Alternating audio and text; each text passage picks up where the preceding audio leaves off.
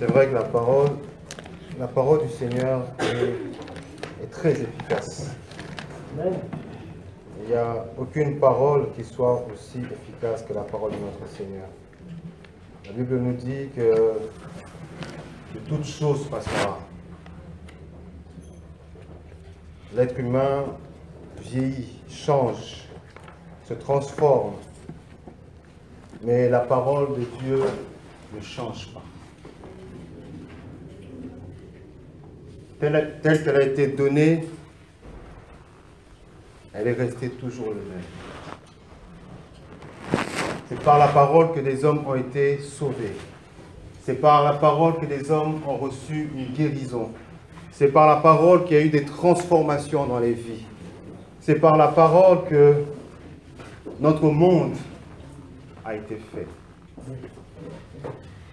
Tout ce que nous voyons, tout ce que nous pouvons toucher a été fait par la parole.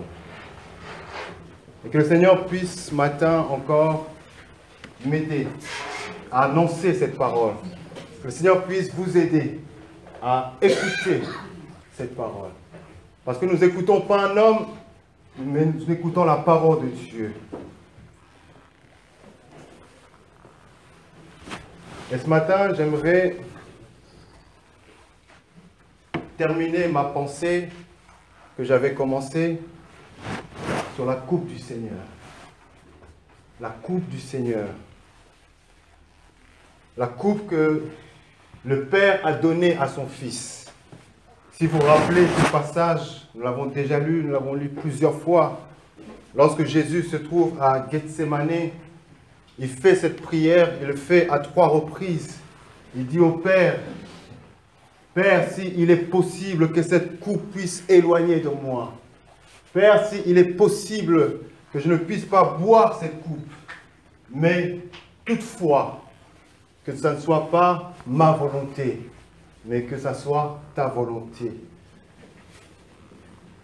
Que représente cette coupe que le Père a donnée à son Fils? Cette coupe peut représenter beaucoup de choses, mais j'aimerais simplement souligner 2 choses ce matin. Cette coupe représente le jugement de Dieu. Elle symbolise la colère de Dieu. Par cette coupe, Dieu voulait juger le péché, nos péchés, à travers Christ. Mais par cette coupe aussi, par ce jugement aussi, Dieu voulait révéler la vraie nature de Christ. La nature parfaite de Christ. Christ n'est pas simplement un homme, mais il est Dieu. Et à travers toutes ces souffrances, à travers ce jugement, il est resté parfaitement soumis, obéissant au Père. Il a obéi jusqu'à la croix. Jusqu'à la mort, il a obéi. Il y a 2 sortes de jugements que j'aimerais mettre en avant. Il y a le jugement de Dieu envers les pécheurs, envers ceux qui rejettent sa parole, qui refusent la vérité, qui refusent la lumière, qui préfèrent vivre dans le mensonge, qui préfèrent vivre dans les ténèbres. Et ce jugement a pour but de punir le péché. Il y a un autre jugement. C'est le jugement de Dieu vis-à-vis de son propre peuple, vis-à-vis de ses propres enfants. Et ce jugement n'a pas pour but de détruire son peuple, mais ce jugement a pour but de connaître les vraies motivations intérieures de son peuple, pour sanctifier son peuple, pour ramener le peuple vers lui. Vous voyez, Dieu réserve un jugement. Dieu réserve un jugement à ceux qui, comme moi, prêchent la parole. Dieu réserve un jugement à ceux qui, comme vous, écoutent cette parole.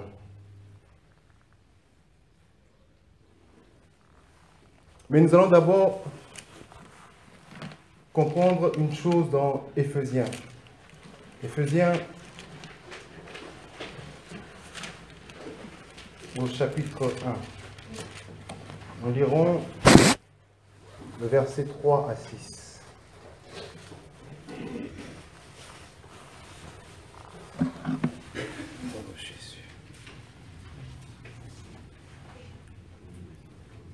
Éphésiens 1, 3 à 6.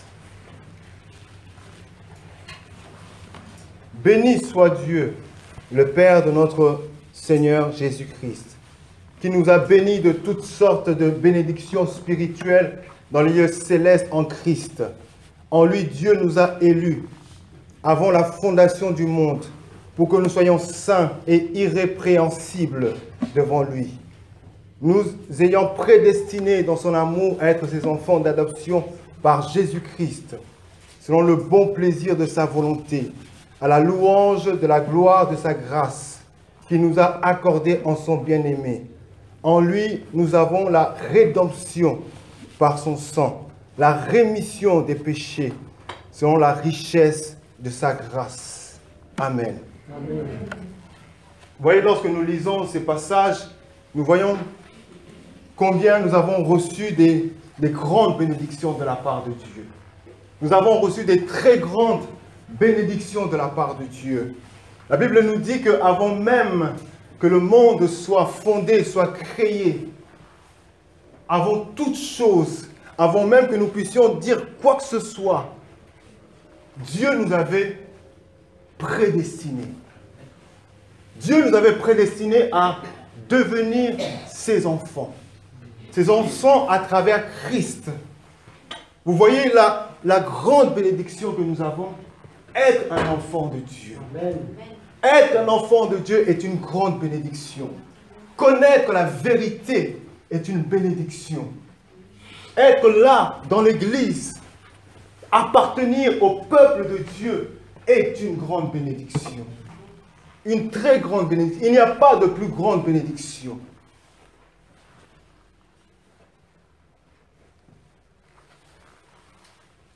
Une bénédiction parce que nous avons le pardon de nos péchés. Une bénédiction parce que nous avons la délivrance. Mais Dieu aussi nous prédestine à passer par le feu du jugement. Et le but n'est pas de nous consumer, mais le but est de veiller à ce que la sainteté qu'il a mis en nous ne soit pas entachée. Voilà l'objectif de Dieu. Que la sainteté qu'il a mis en nous ne soit pas entachée. Qu'il n'y ait pas de tache.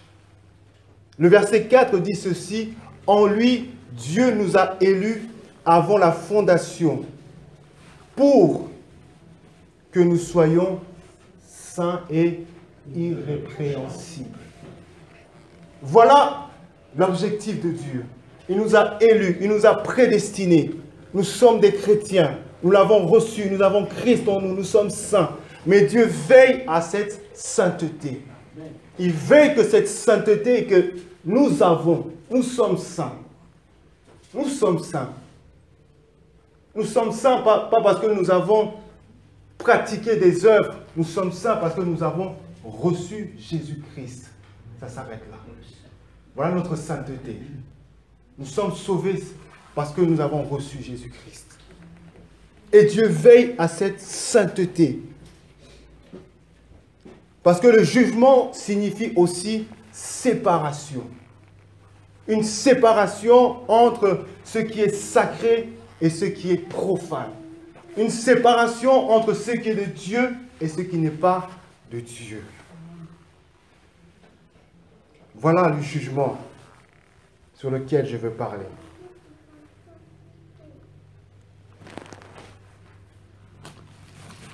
Nous allons ouvrir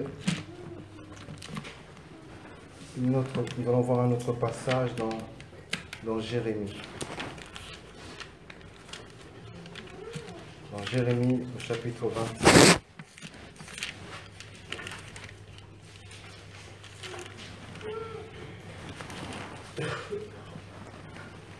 passage qui est un peu long. Jérémie 25, nous allons voir à partir du verset 15.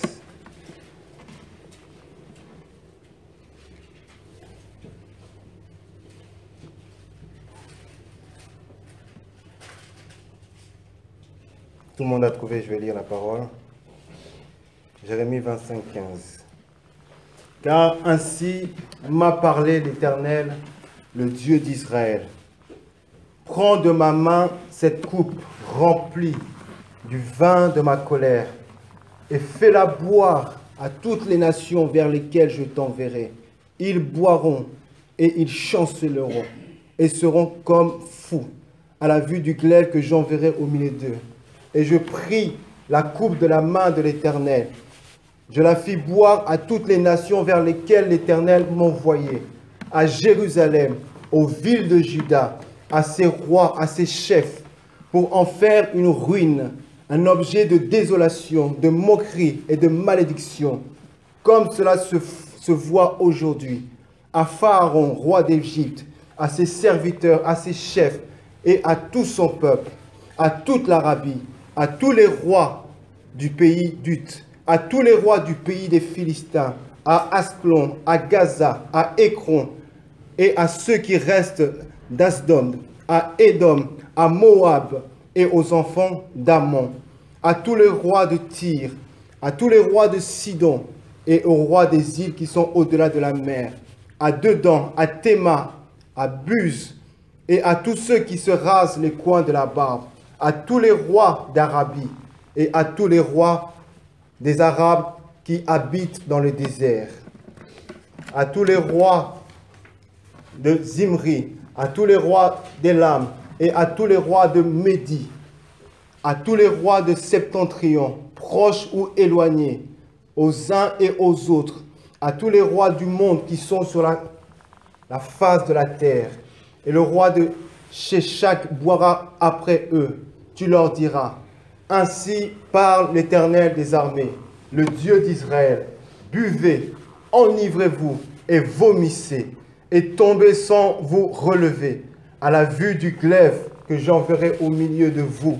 S'ils refusent de prendre de ta main la coupe pour boire, dis-leur, ainsi parle l'Éternel des armées, vous boirez, car voici dans la ville sur laquelle mon nom est invoqué, je commence à faire du mal. Et vous, vous resterez impunis, vous ne resterez pas impunis, car j'appellerai le glaive sur tous les hommes de la terre, dit l'Éternel des armées. Et toi, tu leur prophétiseras toutes ces choses, et tu leur diras, l'Éternel rugira d'en haut, de sa demeure sainte, il fera retentir sa voix, il rugira contre le lieu de sa résidence, il poussera des cris, comme ceux qui foulent au pressoir, contre tous les habitants de la terre. Le bruit parvient jusqu'à l'extrémité de la terre, car l'Éternel est en dispute, ou on peut dire en jugement avec les nations. Il entre en jugement contre toute chair. Il livre les méchants au glaive, dit l'Éternel. Amen. Amen. C'est une parole qui est dure, une parole qui est forte, mais c'est une parole qui nous révèle un autre aspect de Dieu. Nous savons que Dieu est amour. La Bible nous dit que Dieu est amour, et son amour dure à toujours. Mais l'amour de Dieu n'exclut pas la justice. L'amour de Dieu ne peut pas laisser le péché impuni. Là, nous voyons un Dieu qui entre en jugement. Il entre en jugement contre toutes les nations, contre tout être humain. Mais il rentre aussi en jugement contre son propre peuple. Dieu entre en jugement contre son propre peuple. Et il nous dit qu'il commence ce jugement, il commence le malheur par son peuple. Pourquoi ce Dieu commence-t-il à juger son peuple? Pourquoi ce Dieu commence-t-il à s'attaquer premièrement à son peuple? Parce qu'il est Israël est ce peuple à qui il a fait grâce. Israël est le peuple qui a reçu la révélation de Dieu. Israël est le peuple qui a vu la gloire de Dieu, qui a connu la puissance de Dieu, qui a reçu les privilèges. Il a reçu les privilèges de Dieu.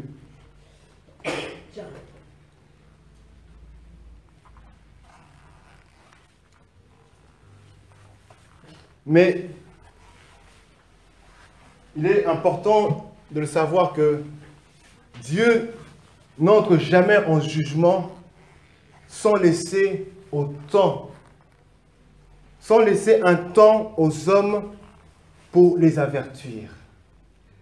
Dieu n'entre jamais en jugement. Dieu ne juge jamais sans avoir laissé un temps pour avertir, un temps pour parler. Au verset 15, nous voyons Dieu qui invite Jérémie. Ce n'est pas Jérémie, mais Dieu invite Jérémie. Il dit à Jérémie, viens prendre cette coupe remplie. Viens prendre cette coupe qui est remplie. Cette coupe n'est pas à moitié, mais elle est remplie.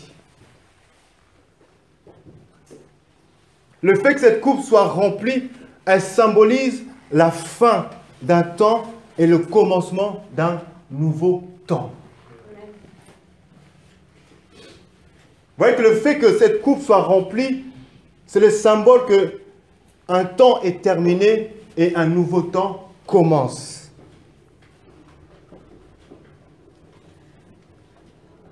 Le temps de la patience, le temps où il supportait le mal, mais un nouveau temps où il fallait qu'il juge. Le temps de la grâce. Vous savez, le temps de la grâce a toujours existé. Depuis l'Ancien Testament. La grâce a toujours été là.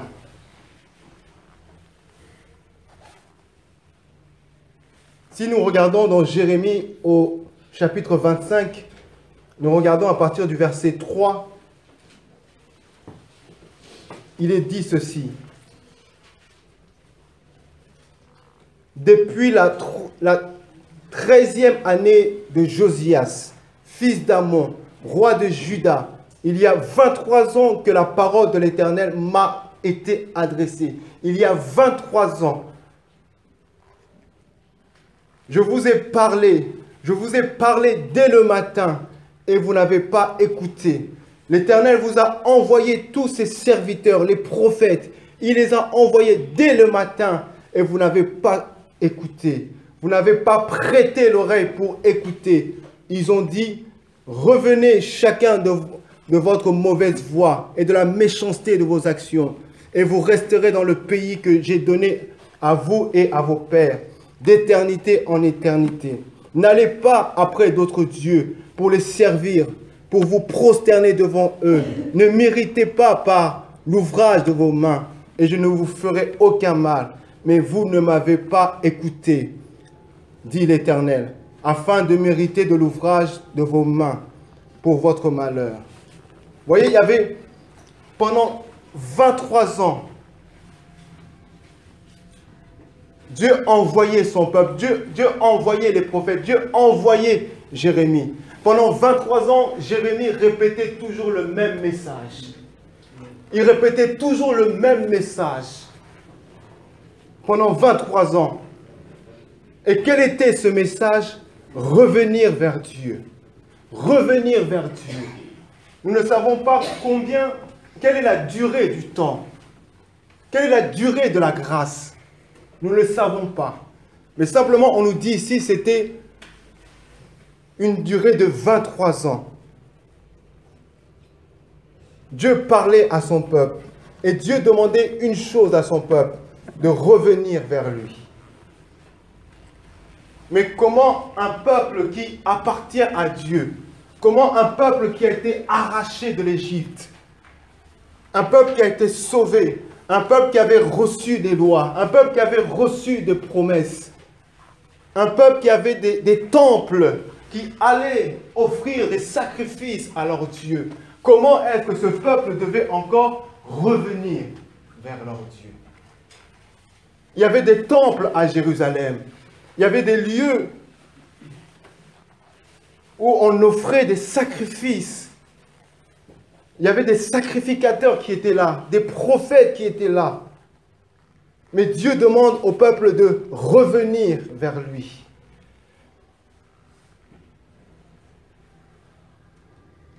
Cela veut dire que le peuple avait fait entrer au sein de sa foi, avait fait entrer dans son cœur, dans sa marche, dans sa foi, dans sa religion, entre parenthèses.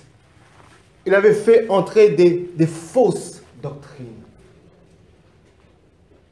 Le peuple avait fait entrer des compromis, avait fait des mélanges entre ce qui est saint et ce qui est profane, des mélanges entre ceux qui appartenaient à d'autres nations et avec leur propre nation. Le peuple avait fait des mélanges. Et le peuple n'était plus capable d'entendre la voix de Dieu.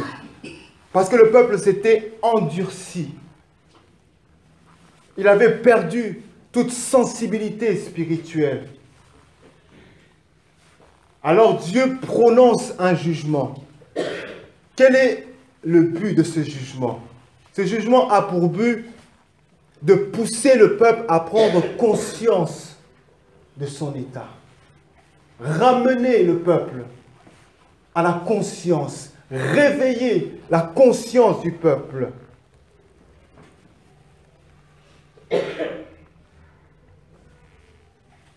Et si Dieu fait venir le malheur dans son propre peuple, c'est pour que le peuple puisse réfléchir, que le peuple puisse pleurer sur son état, pleurer sur son péché, s'humilier. Alors Dieu ramènera le peuple encore vers lui. Vous voyez le but du jugement. Ce jugement n'a pas pour but de détruire son propre peuple. C'est vrai que le jugement a premièrement pour but de punir le péché, de punir la désobéissance, l'incrédulité, le refus de Dieu, le refus de la parole, le refus de l'amour de Dieu, si je peux dire ça. Mais ce jugement a surtout pour objectif de ramener le peuple, de ramener le peuple, de ramener le cœur de l'homme, de ramener la pensée de l'homme vers son Dieu. Et si nous regardons encore plus loin dans la Bible, nous voyons qu'avant que Dieu puisse juger le monde de Noé par le déluge, il y avait un temps de grâce. Combien ce temps a duré? Ce temps a duré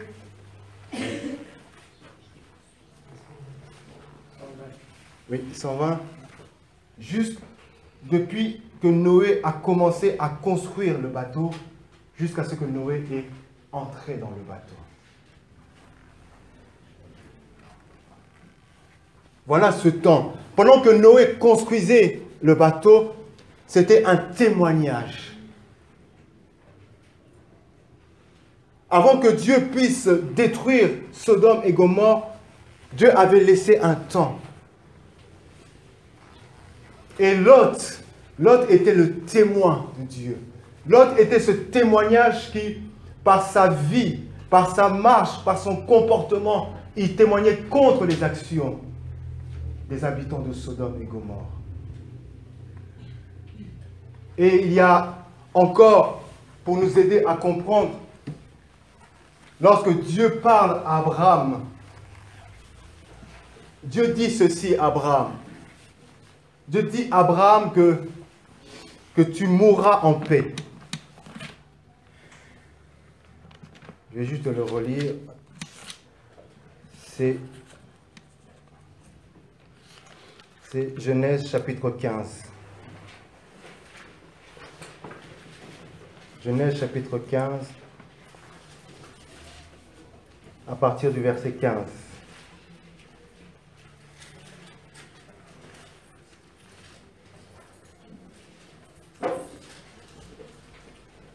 Voilà ce qu'il dit. Toi, en parlant avec Abraham, toi tu mourras en paix, tu seras enseveli après une heureuse vieillesse. Abraham habitait à Canaan. À la 4e génération, ils reviendront ici, car c'est alors seulement que la déchéance morale des Amoréens aura atteint son comble. Vous voyez, Dieu voulait juger les Amoréens. Il voulait juger ce peuple qui habitait dans le pays de Canaan. Mais Dieu ne les a pas jugés tout de suite. Dieu leur a laissé un temps. Dieu dit à Abraham, c'est seulement à la 4e génération que lorsque que tes descendants reviendront ici, c'est là que je jugerai ces nations. Vous voyez le temps que Dieu a donné, le temps que Dieu laisse au peuple, à des nations étrangères, le temps que Dieu laisse au monde, à notre société, et le temps que Dieu laisse aussi à nous, son Église, à nous, ses enfants. Et j'aimerais parler de l'Église. Parler de l'Église, nous allons le voir avec l'apôtre Pierre. L'apôtre Pierre dit quelque chose qui est important. 1 Pierre 4.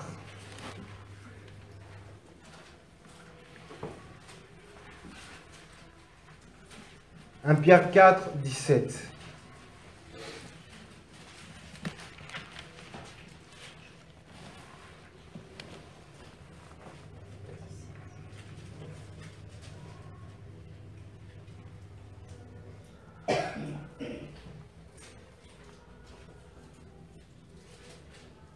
Quelqu'un peut lire? Car c'est le moment où le jugement va commencer par la maison de Dieu. Or, si c'est par nous qu'il commence, quelle sera la fin de ceux qui n'obéissent pas à l'évangile de Dieu? Et si le juste se sauve avec peine, que deviendront l'impie et le pécheur? Ainsi, que ceux qui souffrent selon la volonté de Dieu remettent leur âme au fidèle Créateur en faisant ce qui est bien. Amen. Dans d'autres versions, on dit ceci. Maintenant a lieu la première étape du jugement. Il commence par le temple de Dieu. Dans une autre version, il est dit, le moment est arrivé où le jugement commence. Et c'est le peuple de Dieu qui est jugé d'abord. Le peuple de Dieu. Il s'agit de l'Église. Il s'agit de nous.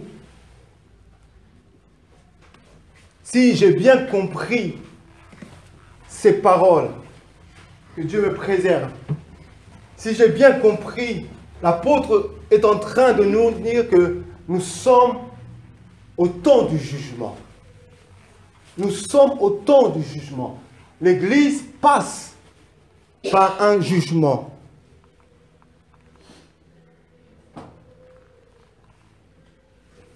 L'apôtre n'utilise pas le passé, il n'utilise pas le futur, mais il utilise le présent. Le présent. Non seulement il ne dit pas que ce sont les autres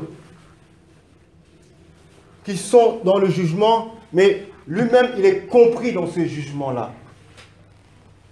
Et ce jugement commence depuis la création de l'Église primitive jusqu'à maintenant. Quelle sera la durée de ce jugement? Je ne sais pas.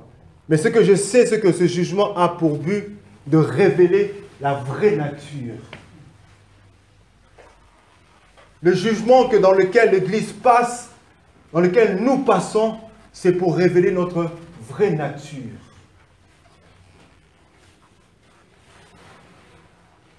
Si vous voyez quelque chose qui brille comme de l'or, pour connaître que cette chose est vraiment de l'or, alors il faut le mettre il faut le faire passer dans le feu.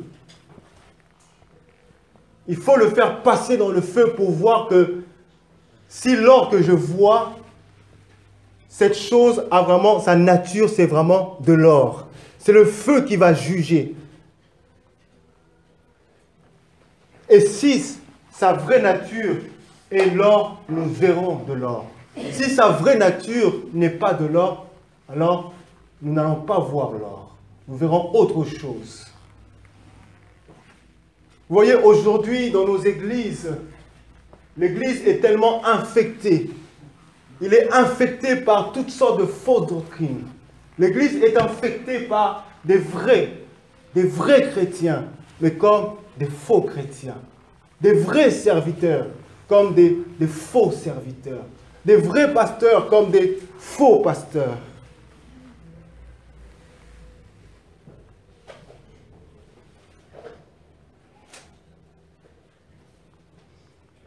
Et Dieu permet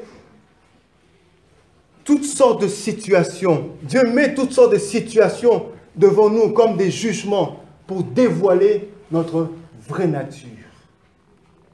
Pour faire connaître quelle est notre vraie nature. Le jugement a aussi pour but de juger la qualité de notre vie. La qualité de notre vie en tant qu'enfant de Dieu. Amen. L'apôtre Pierre dit ceci au chapitre 1, à partir du verset 6 à 7. Je vais le lire. C'est pourquoi vous êtes remplis de joie, même si toutes sortes de difficultés doivent vous rendre tristes pendant un temps. Ces difficultés servent à montrer la qualité de votre foi. L'or peut s'abîmer, pourtant on le met dans le feu pour voir s'il est pur. C'est pareil pour votre foi. Elle est plus précieuse que l'or, mais elle est aussi mise à l'épreuve. Alors quand Jésus-Christ apparaîtra, vous recevrez l'honneur, louange et gloire à cause de la qualité de votre foi. Vous voyez, Dieu met devant nous toutes sortes de difficultés. Ça peut être physique, morale ou autre. Mais ces difficultés ont pour but de voir la qualité de notre foi. Pas seulement la qualité de notre foi, mais la qualité de notre engagement. La qualité de notre obéissance. La qualité de notre fidélité, de notre loyauté, de notre consécration, la qualité de notre amour pour Dieu, de notre zèle pour Dieu. Amen, amen. Vous voyez pourquoi Dieu permet toutes ces choses-là. Et ces choses-là, ces situations-là sont comme des jugements. Des jugements, non pas pour détruire le croyant, mais pour révéler la vraie nature du croyant. Pour révéler la consécration du croyant. Qu'est-ce qu'il y a réellement dans le cœur du croyant? Pour enlever ce maquillage que nous pouvons porter, ce maquillage derrière lequel nous pouvons nous cacher. Et Dieu permet ces choses-là. Et si dans ma vie, il y a encore des failles, la qualité n'est pas bonne, cela veut dire que le Seigneur m'invite à me réexaminer. Le Seigneur m'invite à réfléchir sur moi-même, à réfléchir sur ma marche, à réfléchir sur ma consécration, ma loyauté, ma persévérance. Peut-être qu'il y a encore des mélanges en moi. Peut-être qu'il y a des compromis dans ma vie. Je fais des compromis, l'Église et le monde. Je suis encore faible dans la persévérance, dans la fidélité avec Dieu.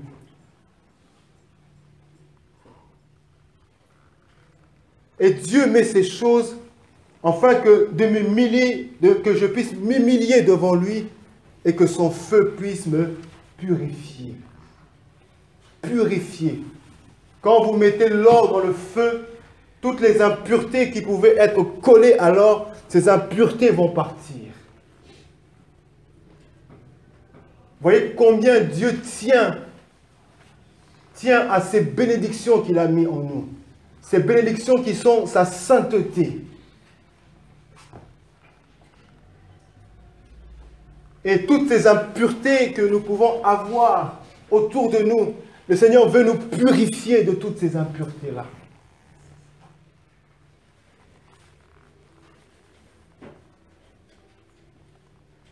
Si je suis facilement entraîné vers des fausses doctrines, je suis facilement manipulé par des belles paroles, des prédicateurs, c'est que quelque part en moi, il y a un problème. Il y a un problème. Je manque de racines. Je ne suis pas enraciné encore dans la parole de Dieu. Cela veut dire que je n'ai pas ce temps personnel où je me place devant Dieu, où je me place dans la parole de Dieu, où je laisse à Dieu le temps de m'instruire, de m'enseigner. Il n'y a pas ce temps-là. Et le fait qu'il n'y a pas ce temps-là, je suis facilement manipulable. Je suis fragile.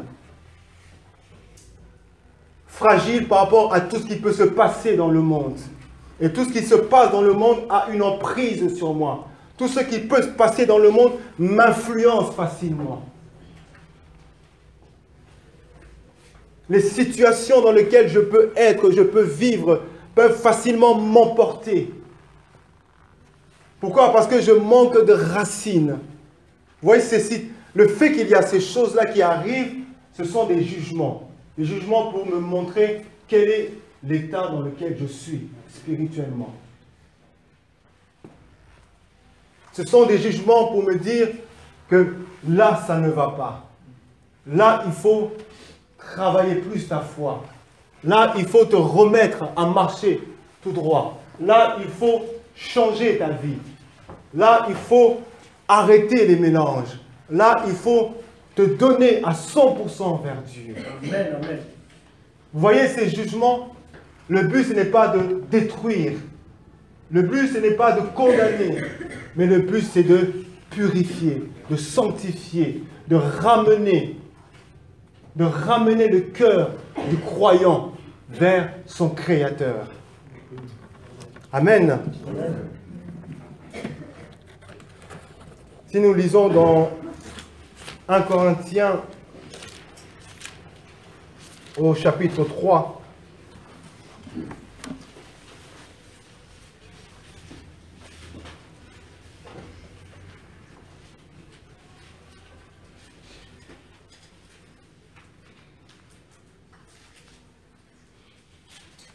verset 10.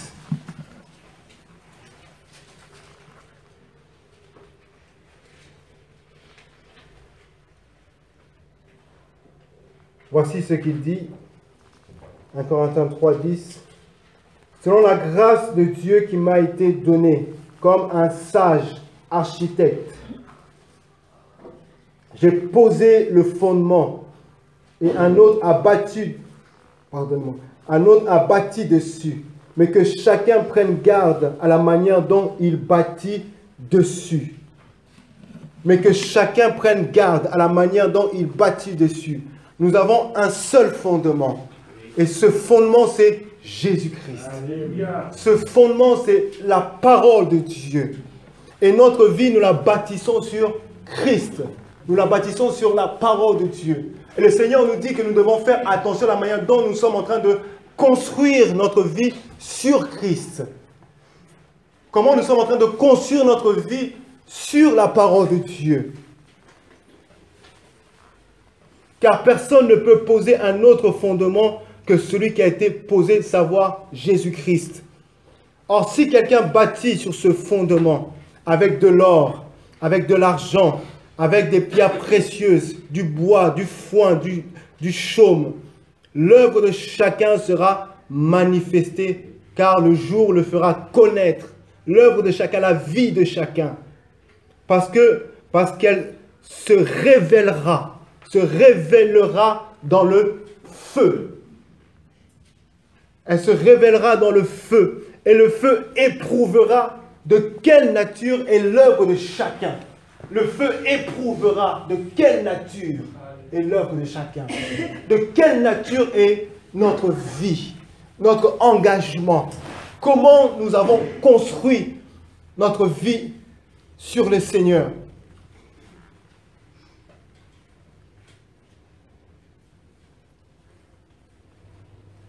Israël marchait toujours avec la loi. Israël allait toujours dans le temple. Israël apportait toujours des sacrifices, des dons à Dieu. Il apportait sa louange, son adoration. Mais Israël avait en lui aussi des mélanges. Tout en continuant à offrir à Dieu des sacrifices, il avait des mélanges en lui. Il offrait aussi des sacrifices à d'autres dieux. Il suivait aussi les pratiques d'autres nations. Vous voyez? Les temples étaient là. Et ils allaient dans le temple. Mais il y avait de mélange. Et le Seigneur a mis son peuple dans le feu. Afin de les éprouver. De leur montrer que réellement, que la sainteté qu'il leur a donnée a été tachée. Il y avait des taches. C'est comme si vous avez une robe blanche. Et le fait qu'il y a une tache, la robe, elle n'est plus blanche.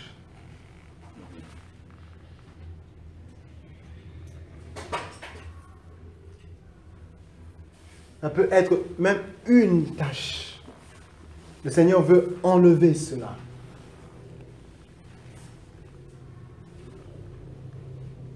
L'apôtre le dit, il nous a prédestinés pour que nous soyons saints et irrépréhensibles. Irrépréhensibles. Ces paroles sont très dures. Parce que le Seigneur dit qu'il vient et il veut une église sans tache, sans ride et sans défaut. Vous voyez l'exigence du Seigneur envers nous. Le Seigneur est exigeant envers nous.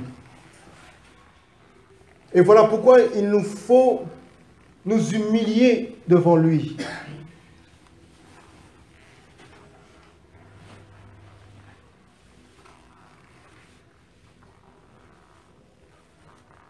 Peut-être que je suis là, j'ai besoin de revenir vers Dieu.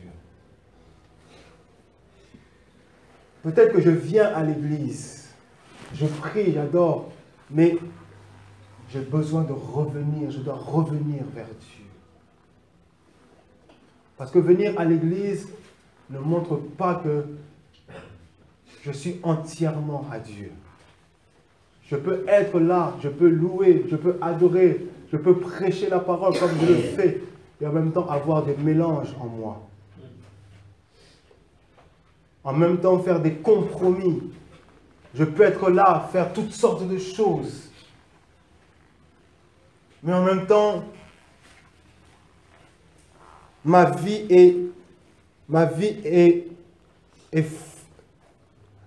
n'est pas vraie devant le Seigneur.